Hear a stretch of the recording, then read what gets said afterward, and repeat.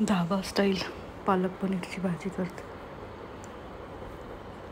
साहित्य तुम्हाला सांगते काय काय घेतलं.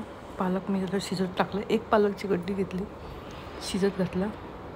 साहित्य बघा, मी धने, जिरे, लसणाच्या पाकळ्या 10-12, अद्रक, मिरी, लवंग, काजूचे तुकडे 4-5, कांदा, टोमॅटो आणि 3 मिरची, जिरे.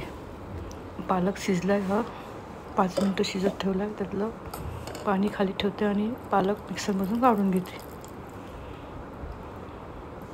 पालक मिक्सरमधून काढून घेते आणि नंतर मग जे मी साहित्य काढलं होतं ना, ते पण मिक्सरमधून काढून घेते. असं पालक नुसता खात नाही मुलं, मग त्यासाठी मला पनीर टाकायला लागलं. नाहीतर अशी पण भाजी छान लागते पालकची. आपल्या गावाकडे असं म्हणतात, पालक गरगट्टी भाजी म्हणतात ना. आता इथं धाबा स्टाईल पालक पनीर. पालक घेतला, आता मी मिक्सरमधून काढवते, तुम्हाला दाखवते. मिक्सरमधून काढल्यानंतर हे बघा, मी मिक्सरला लावला, काढला. आता हा मसाला जो आहे, कांदा, टोमॅटो,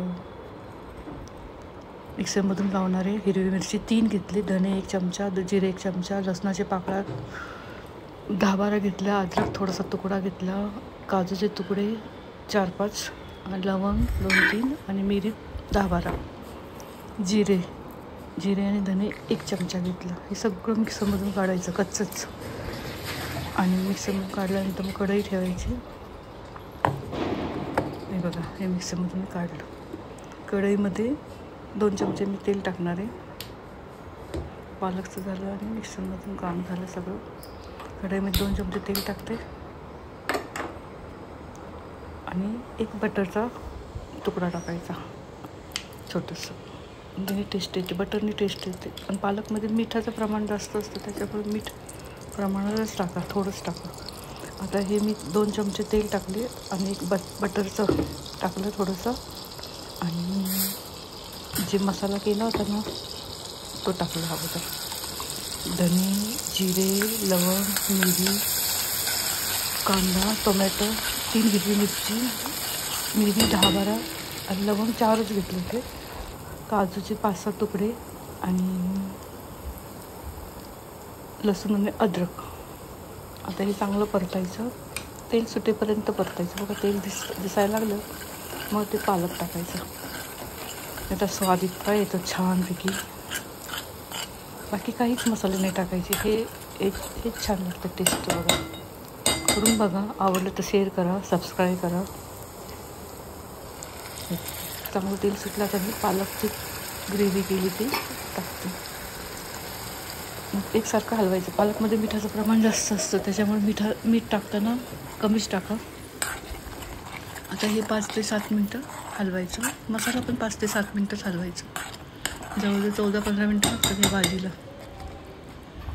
आता हे होत आलं, मग शेवटी मग पनीर टाकायचे.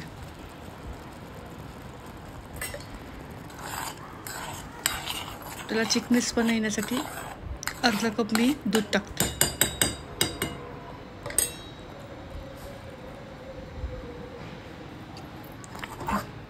मी दूध टाकलं, दाखवलं नाही तुम्हाला आणि लक्षात नाही आलं ते व्हिडिओ करायचं.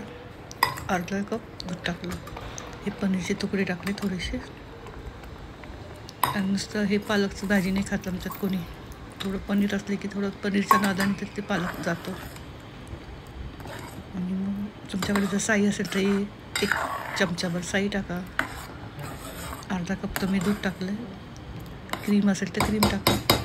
सोपी आहे भाजी, छान लागते टेस्ट. चपाती, गरम गरम चपाती बरोबर खायची. आवडली तर शेअर करा, सबस्क्राईब करा. असंच नवीन एक तुम्हाला धाबा स्टाईल दाखवत जाईल. चला, आता व्हिडिओचा मी एंड करते. व्हिडिओ बघितल्याबद्दल धन्यवाद.